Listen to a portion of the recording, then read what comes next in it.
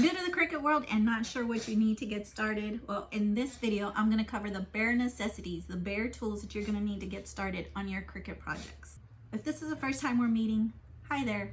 Welcome to my channel. My name is Cindy, and this is the Cindy Did It channel where I share tips, tools, and tutorials to help you on your Cricut journey. If you're Cricut obsessed like me, consider subscribing to my channel and click that notification bell. If you're Cricut obsessed like me, consider subscribing to my channel and click that notification bell. There are a ton of neat tools and materials that you can use for Cricut projects, but today I'm going to focus on the bare necessities that you're going to need to start your Cricut journey. I'm going to cover the items you're going to need for paper crafts, for adhesive vinyl crafts, and for HTV crafts. But first, let's get started with what you're going to need for every craft.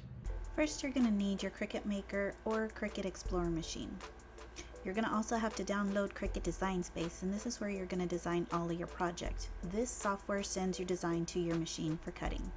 Some of these tools come in the basic Cricut tool set. Now this remover came with a different tool I'll show you shortly, but the spatula, the tweezers, then you've got the scissors, and then this weeding tool came in the Cricut basic tool set along with the small scraper. The big scraper came separately. Now these are my favorite scissors. These are the Fiskar multi-purpose scissors. Another very handy tool is the Cricut True Control knife. It works really great, but any X-Acto knife works just as good. And there are also these stainless steel micro pick sets that work well for weeding vinyl.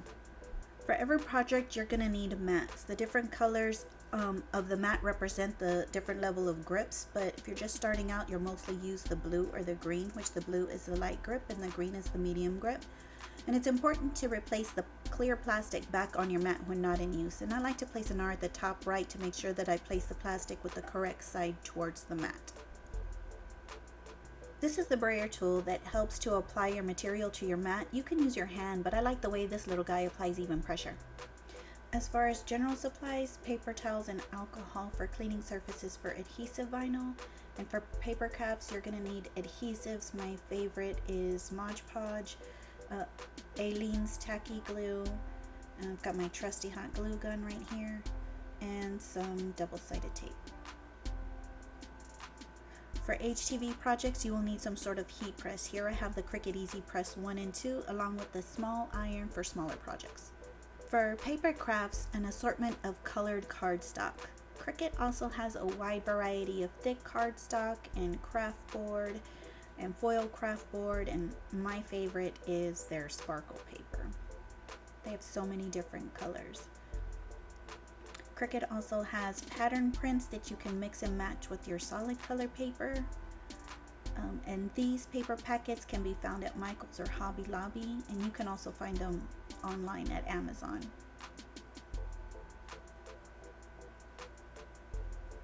If you don't have a drawer for your paper packets, then these 12 by 12 storage boxes are perfect.